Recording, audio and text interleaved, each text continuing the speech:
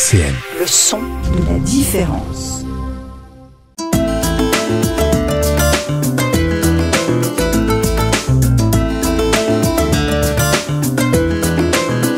Les masques tombent sur RCN. Bonjour à tous et bienvenue dans Les Masques Tombent, l'émission où on parle de culture et de vie associative dans la métropole du Grand Nancy. Vous pouvez nous retrouver en vidéo sur YouTube et en podcast sur le site de la radio www.rcn-radio.org. Aujourd'hui, je reçois Aurélia, Sébastien, Rosalie et Yannick qui viennent nous parler de l'association Légende. RCN, Les masques tombent, Elisa Gautron. Bonjour. Bonjour Elisa. Bonjour. Vous allez Bonjour. Oui. Bon, je pense qu'on est à l'aise. Est-ce que vous pouvez vous présenter un petit peu chacun ? Oui, bonjour, c'est Yannick, je suis secrétaire de l'association Légende. J'ai rejoint cette association il y a à peu près 1 an et depuis je suis heureux d'y participer tous les week-ends à des parties de jeux de rôle. Du coup, moi c'est Rosalie, je suis celle qui gère les réseaux sociaux de l'association et je suis la modératrice Discord et du coup je viens jouer pratiquement tous les week-ends et c'est toujours un plaisir. Bonjour Aurélia, donc moi j'ai rejoint beaucoup plus récemment l'association, on va dire en novembre 2023, sous l'impulsion de ma fille Rosalie, et j'essaye de ne pas passer tous mes week-ends là-bas, mais c'est difficile. Donc moi c'est Sébastien, je suis un vétéran du jeu de rôle. Ça fait très longtemps que je suis dans l'association Légende. Donc, voilà. C'est quoi votre parcours de vie en dehors de l'association ? Je commence. Alors, mon parcours de vie, par exemple mon métier, ce que je fais dans la vie, je suis manager en informatique. Donc, j'ai une équipe internationale en France, en Irlande, en Inde. Et on fait du développement logiciel pour une multinationale. Ça, c'est pour ma vie professionnelle. Du point de vue personnel, je suis une nancéenne depuis ma jeune et tendre enfance. Donc, très attachée à la vie culturelle, on va dire Nancy et agglo. Et voilà, donc j'essaye avec mes enfants de développer des activités culturelles ou simplement de profiter de tout ce que Nancy a à offrir. Et c'est vaste. Alors, pour ma part, je suis en reconversion professionnelle pour devenir infirmier ou aide-soignant. Et sinon, je suis originaire de Nancy depuis ma naissance. Alors moi, originaire de Sarreguemines, j'ai rejoint la Meurthe-et-Moselle il y a un peu plus de 20 ans pour le travail. Je suis cheminot et conducteur de train. Et du coup, durant toute ma vie, j'ai toujours participer à tout ce qui est associatif, que ce soit dans le terme sportif, éducatif ou culturel. Et donc, c'est avec plaisir que j'ai trouvé cette association qui, au départ, était une demande de mon fils pour trouver une assoce pour jouer. Et finalement, on est inscrits tous les deux et je suis aussi mordu que lui aujourd'hui. Du coup, moi, j'ai toujours été originaire de Nancy aussi et je suis en première année à la fac de droit, toujours à Nancy aussi. D'accord. Et vous disiez chacun que vous jouiez beaucoup au jeu de rôle. Comment est-ce que vous avez découvert le JDR ? Oula. Moi, c'est un pur hasard. Quand j'étais enfant, j'étais toujours en train de jouer au Playmobil Lego et je m'imaginais plein de batailles, de grandes aventures. Et quelqu'un un jour m'a parlé. C'est depuis ce temps-là que je joue avec des particuliers et après en club de jeu de rôle. Alors, moi, j'y ai joué pendant mon enfance avec les copains du lycée. Après, on s'est séparés pour divers projets professionnels. Et ça fait un moment que je cherchais sur Nancy rejoindre une association. Je ne trouvais pas trop. Et c'est par hasard où je suis allé un week-end à Gondreville et Ludique. C'est un week-end où surtout de jeux de société, mais l'association était là avec un stand pour présenter le jeu de rôle. Et c'est là que je les ai découverts. Et puis le week-end d'après, j'étais déjà en train de jouer avec eux sur Nancy. Du coup, avec ma mère, on a découvert l'association au Joutes du Téméraire. Donc, ça se passe à Nancy. Il y avait l'association qui tenait un stand aussi, qui présentait le jeu de rôle. Et depuis, on a décidé d'y retourner tous en famille avec mon beau-père et mon frère. Et on y va très, très souvent, du coup. Alors, je suis la mère en question, mais je voudrais juste ajouter que le petit frère de Rosalie, Léopold, a eu la chance d'avoir dans son école primaire un animateur scolaire qui était un peu passionné et mordu de jeux de rôle, qui a pris tous les jeudis 5-6 gamins parmi les 80-90 qui étaient à la garderie, et qui leur a fait faire du jeu de rôle. Et il vient de rentrer en 6e, et une des choses qui lui a énormément manqué dans cette transition vers le collège, eh ben, c'était ses parties avec cet animateur et ses copains. Donc très rapidement, il nous a demandé, on voyait que ça lui manquait, donc effectivement, nous sommes allés aux Joutes du Téméraire, où on a trouvé l'association Légende. Par ailleurs, l'association Légende, on le verra certainement plus tard, c'est une association qui est depuis toujours ancrée aux Trois Maisons. Et que ce soit Rosalie ou moi, on a très activement, on a toujours été d'une manière ou d'une autre attachés à cette EMJC. Et donc, c'est avec logique qu'on a rejoint cette association. Et qu'est-ce qui vous plaît le plus à chacun dans le jeu de rôle ? Alors, je vais continuer. Moi, ce que j'aime dans le jeu de rôle, c'est, on verra quelles sont les ouvertures, enfin, l'ouverture. Pour moi, c'est vraiment ce que j'aime. Ce que j'aime aussi, c'est de trouver des gens qui sont capables de lâcher prise pour, à un moment donné, partager un moment de sincérité, puisque le principe du jeu de rôle, je le rappelle, c'est d'incarner des personnages, c'est-à-dire de jouer un personnage qui va évoluer dans une sphère, dans un monde, qui est plus ou moins guidé par un maître de jeu, et sur lequel il va plus ou moins se servir de dés pour, au hasard de ces dés, évoluer dans certaines actions ou pas. Et donc, ce que moi, j'aime particulièrement, c'est l'échange avec les autres joueurs. C'est le côté théâtre, puisque c'est quelque chose que j'aime faire de manière personnelle. Et puis, c'est la sincérité, puisque chacun, au moment où va incarner ce personnage, va quand même donner un peu de soi, un peu de sa personnalité. Et j'aime beaucoup rencontrer toutes les personnes que j'ai pu rencontrer à travers l'association et à travers ce biais. Et je pense qu'on y reviendra un tout petit peu plus tard dans la conversation. Mais le jeu de rôle, en tout cas ce que j'y ai découvert, c'était vraiment aux antipodes des préjugés que je pouvais avoir. Et j'aimerais, s'il est possible plus tard, qu'on aborde ça dans l'entretien. Oui, on peut l'aborder maintenant même. Qu'est-ce que c'était vos préjugés sur le jeu de rôle ? Alors, je vais faire un petit clin d'œil à mes copains. Un truc de vieux geek célibataire dans une cave. Ils se reconnaîtront. Et en fait, on le voit bien autour de cette table. C'est pas du tout le cas entre la jeune étudiante en droit, le cheminot, la cadre en informatique, la personne en reconversion vers les métiers de la personne. C'est pas du tout le vieux dans sa cave. Et je pense que s'il y a bien une chose qui nous réunit, c'est l'ouverture et le fait qu'on soit justement pas renfermé. Donc ça, c'était vraiment un préjugé que je pouvais avoir. Et qui, je pense, de plus en plus vole en éclats. Voilà. Je voudrais rajouter que, d'ailleurs c'est marqué dans nos statuts, le but de notre association, c'est de faire découvrir le jeu de rôle, c'est de faire la promotion du jeu de rôle. Et il ne faut surtout pas croire que c'est un cercle fermé de quelques personnes qui jouent tous les samedis, dimanches ensemble. C'est bien au contraire, c'est tout le contraire. C'est venez découvrir. Et si ça vous plaît, vous resterez avec nous. Si vous plaît pas, tant pis, vous irez faire autre chose. On pourra en parler un petit peu plus en détail du coup juste après. Du coup, pour les autres, qu'est-ce qui vous plaît le plus dans le jeu de rôle ? Donc pour moi, du coup, je suis un vieux geek enfermé dans une cave la semaine. Enfin, je travaille aussi, mais j'étais quand même, à l'époque, quelqu'un de très geek. Et le jeu de rôle était ma sorte de soupape pour revenir dans la vie, on va dire. Et c'est pour ça que j'aime le jeu de rôle, parce qu'on rencontre plein de personnes et effectivement, on joue des personnages qu'on serait jamais à l'idée de le faire, d'incarner, et ça permet d'imaginer et de faire plein de rencontres. Oui, c'est exactement ça. Je suis sur la même lignée que Sébastien. C'est le moment où on peut lâcher prise, où on peut s'évader du quotidien. Je vais paraphraser quelqu'un de très connu, monsieur Alexandre Astier, qui, lors d'une interview, a dit « Le jeu de rôle, c'est le plus beau jeu du monde ». C'est une histoire qu'on raconte et chacun dedans fait ce qu'il veut. Et c'est les dés qui décident si les actions sont réussies ou non.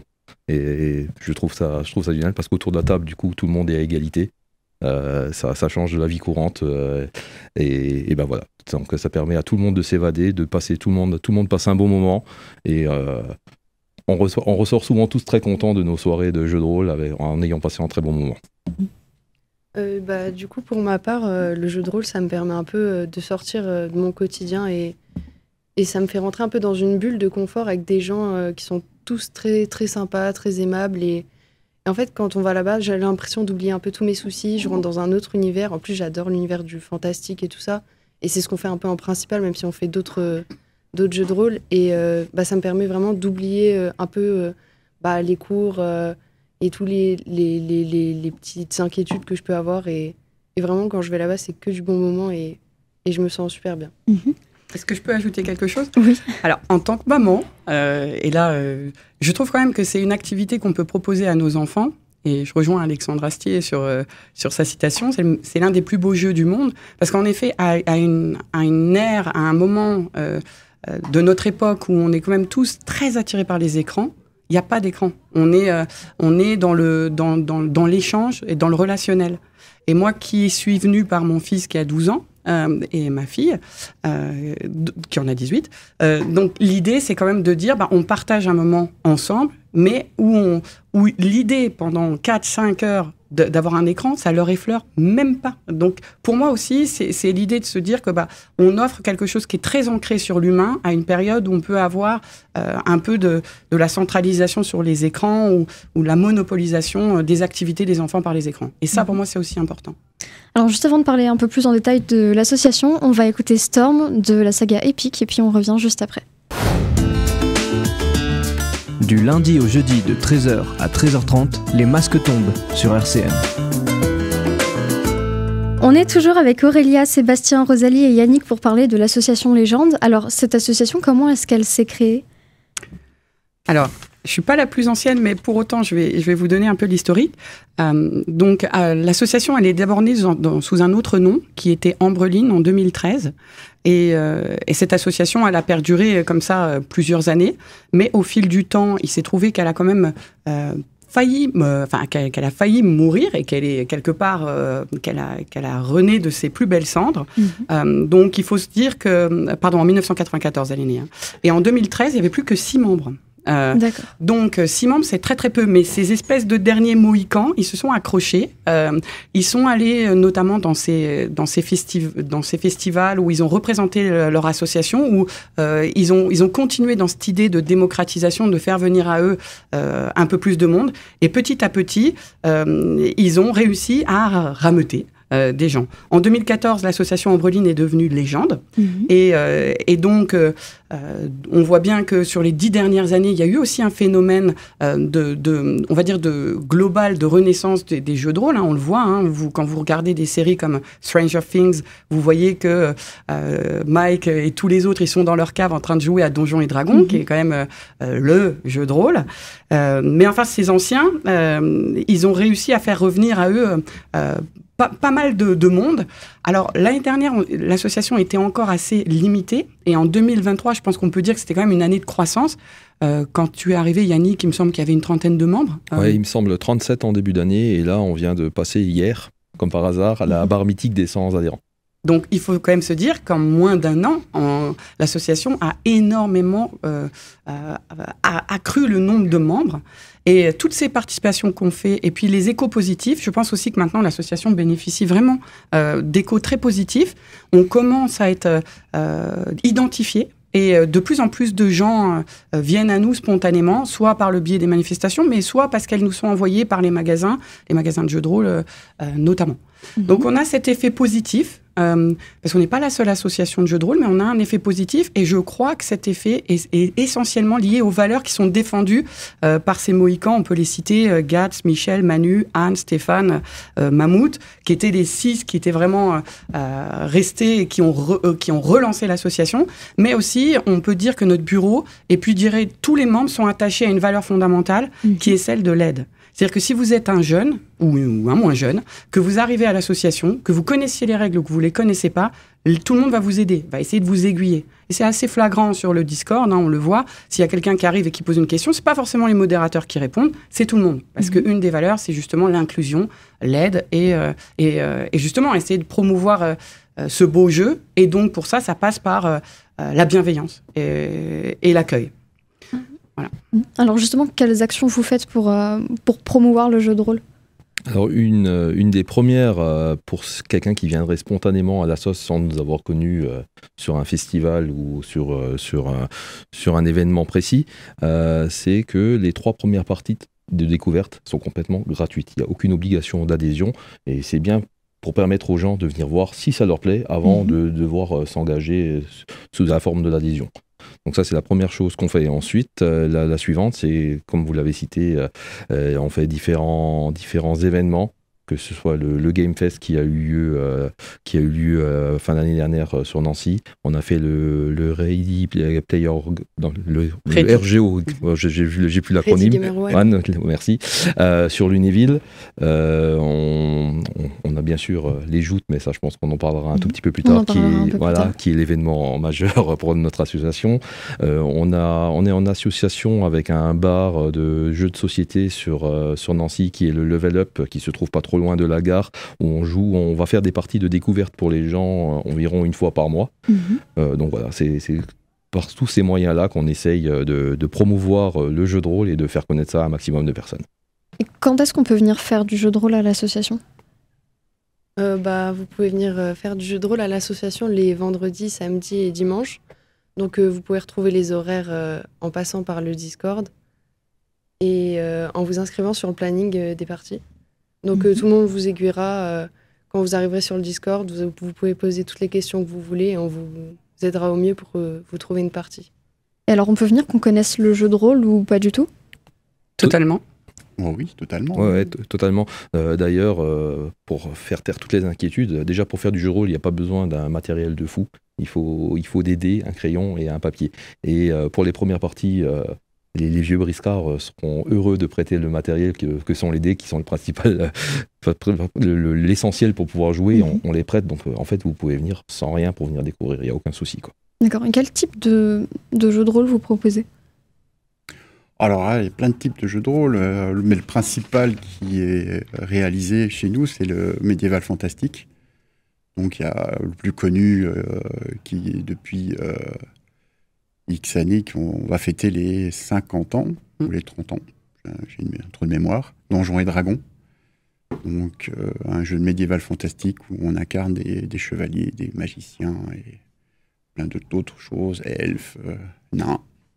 Et on combat des créatures, style des petits gobelins, des petites créatures toutes vertes. Sinon, nous faisons des jeux qui sont plus contemporains. Un jeu qui s'appelle Appel de Cthulhu. C'est par rapport aux écrits de Lovecraft. Je ne sais pas si je prononce bien, je n'ai pas trop l'habitude.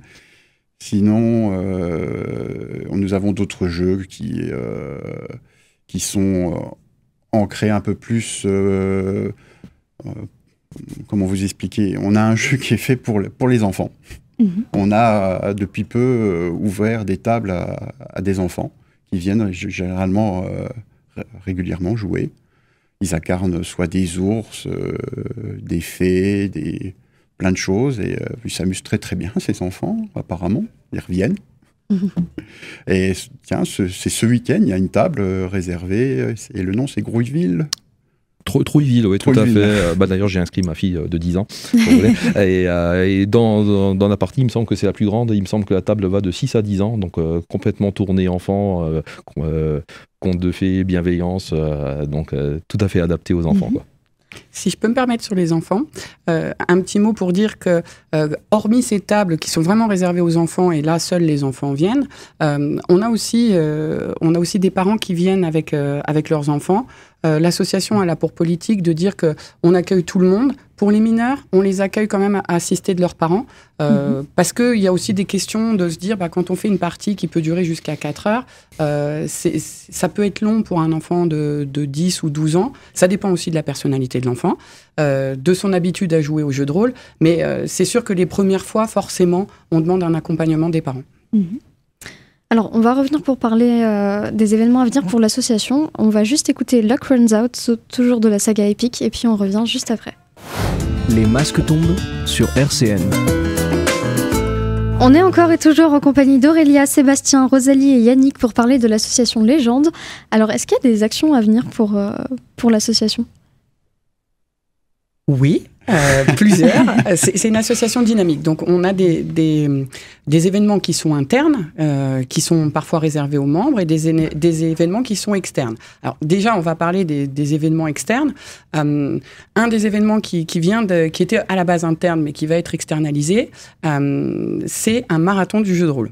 Donc le marathon du jeu de rôle, le principe, c'est de se dire qu'on va se faire un méga week-end jeu de rôle non-stop, pause, juste dodo et manger. Mais donc, avec possibilité de dormir sur place. Même le dodo, ce sera sur place. Voilà, c'est ça. Dodo sur place. Donc, l'idée, c'est de se dire, on se fait ce qu'on a vécu, nous, quand on était jeunes. On n'en a pas parlé, mais on en parlera sûrement, mais des joutes. Les joutes, on y allait, jeunes, on dormait sur place au Palais des Congrès de Nancy pour les anciens qui nous écoutent. Et là, c'est un peu l'idée de recréer ça en interne à la MJC des Trois Maisons sur le week-end du 27 avril. Donc, n'hésitez pas à nous rejoindre. C'est ouvert à tout le monde. Pour les membres, c'est 3 €. Pour les extérieurs, c'est 8 €. Repas inclus. Les 2 repas inclus. Donc 8 €, c'est bon pour le week-end, quoi. C'est assez. Ça correspond à nos valeurs de démocratisation. Donc ça, c'est un des événements qui arrive. J'ai envie de laisser parler soit Yannick, soit Sébastien sur les joutes. Les joutes, qui veut en parler un petit peu de vous? Oui, je veux bien essayer. Donc nous allons faire les fameuses joutes du téméraire. Nous serons plus sur l'organisation des parties de jeux de rôle. Donc nous allons organiser plein de parties de jeux de rôle. C'est nous qui allons, gérer les inscriptions à différentes tables. Des personnes vont venir proposer leur scénario. Et notre propre association va aussi proposer leur création. Et comme on va fêter l'anniversaire de Donjons et Dragons, on va essayer de faire des scénarios spécialisés par rapport à cet événement. Et nous, le samedi soir, notre club va organiser un tournoi qui sera basé sur Donjons et Dragons, encore une fois. C'est le plus connu, de toute façon, et le plus fédérateur des jeux actuellement. Donc, un tournoi avec des lots et des récompenses. Pareil, en externe, enfin pas en externe, mais en parallèle, nous organisons un tournoi pour les personnes qui écrivent des scénarios. Ils vont proposer les scénarios, mais là, la date sera bien... excusez-moi, je cafouille un peu. Atteinte. Elle va bientôt atteindre la limite des inscriptions, mais bon. Sinon, on va fonctionner le samedi et le dimanche. Et il y aura plein de jeux de rôle, mais il y aura aussi tous les styles de jeux vont être représentés. Il y aura les jeux de figurines, style du Warhammer avec les jeux de figurines, un classique.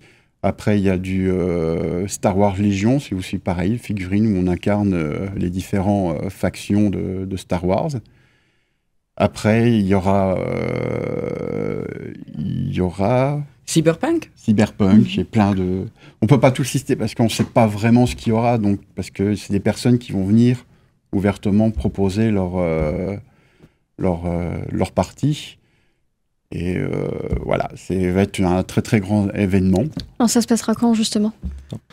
Alors ça sera le 16 novembre. 16 novembre, j'ai eu un doute avec le report, j'étais resté sur la date d'octobre.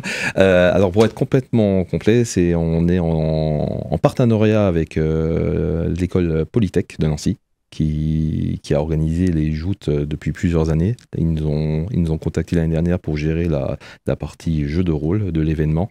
Donc cette année, on le fait encore avec eux. Le but, parce que c'est un événement qui, il y a une vingtaine d'années, était un événement majeur national pour le JDR, une convention dont les gens venaient de toute la France pour y assister. Elle était un peu dans le creux de la vague et notre ambition, c'est bien de le remonter à sa valeur d'antan. Et du coup, le travail est en cours parce que en fait, pour organiser un tel événement, on commence dès que celui de l'année dernière s'est terminé. Donc le travail est déjà complètement en cours. On a déjà quasiment doublé le nombre d'exposants qui veulent y participer. Donc a priori, il n'y a aucune raison que ce ne soit pas une réussite cette année. Oui, juste un mot pour dire qu'en effet, c'est une convention de jeu de rôle. Elle se déroule sur 2 jours, mais c'est aussi un événement où on peut retrouver des exposants qui forcément ont un lien avec le jeu de rôle. Donc ça peut aussi bien être des artistes ou des personnes qui écrivent des livres, qui sont aussi des artistes. Mais c'est donc, ce n'est pas que des tables de jeux de rôle. Il y a aussi, comme ce qu'on a pu voir au Game Fest début février, pas mal d'exposants qui peuvent proposer d'autres choses, toujours autour du thème du jeu de rôle. Sur les événements à venir, je pense que on a fait le tour ou... On en a parlé un tout petit peu tout à l'heure avec le bar Level Up, que d'ailleurs je recommande à tout le monde, ils sont très sympas. Donc dans les événements à venir, c'est quelque chose de régulier parce qu'on propose en gros une session tous les mois et on essaye de varier entre 2 et 3 tables possibles, sachant que c'est eux qui gèrent les réservations et ils nous disent au bout de 10 minutes c'est rempli et on pourrait remplir 6 ou 7 tables, quoi. Donc voilà. Après en semaine c'est plus compliqué pour nous de trouver le nombre de maîtres de jeu disponibles, donc on se limite à 2 ou 3 tables, mais c'est quelque chose qui marche très très fort et qu'on essaye de faire mensuellement pour continuer le partenariat avec eux. Les mardis soirs.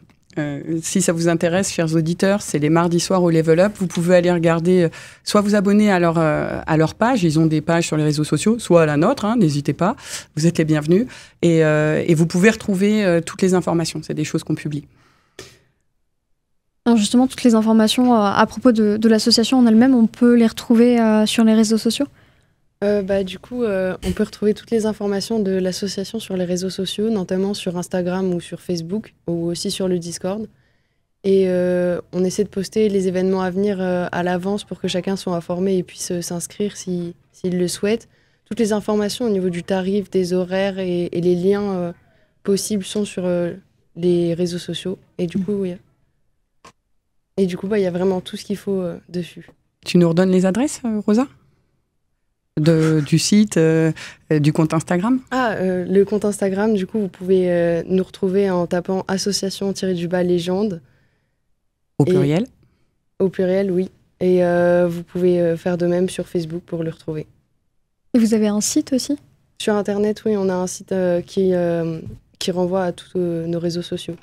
Et comment on peut s'inscrire justement pour venir faire du jeu de rôle ? Pour s'inscrire, du coup, faut voir avec les membres de l'association. Vous pouvez aller sur le Discord et si vous souhaitez vous inscrire, en parler directement dans le Discord et on viendra vers vous au niveau de l'inscription et de l'adhésion. En fait, les réseaux sociaux sur lesquels nous sommes sont faits pour montrer ce qu'on fait. Mais la plaque tournante de l'association, c'est le Discord. Le Discord, dès que vous arrivez, il y a un modérateur qui vous accueille, qui vous donne les infos. Et ensuite, vous avez accès à un planning de nos tables de jeux de rôle tous les week-ends à l'association, où il y a de la place ou non. Et il y a surtout une partie sans table, des gens qui voudraient jouer et qui n'ont pas trouvé leur place. Et là, nous, on se débrouille en organisant dans la semaine. On dit, il y a 4 personnes sans table, on va splitter les tables et on va permettre de tout le monde de jouer, en fait. Et en fait, la plaque tournante, c'est vraiment le Discord, en fait. D'accord. Alors, pour terminer, est-ce qu'il y aurait un dernier mot que vous voudriez dire pour nos auditeurs ?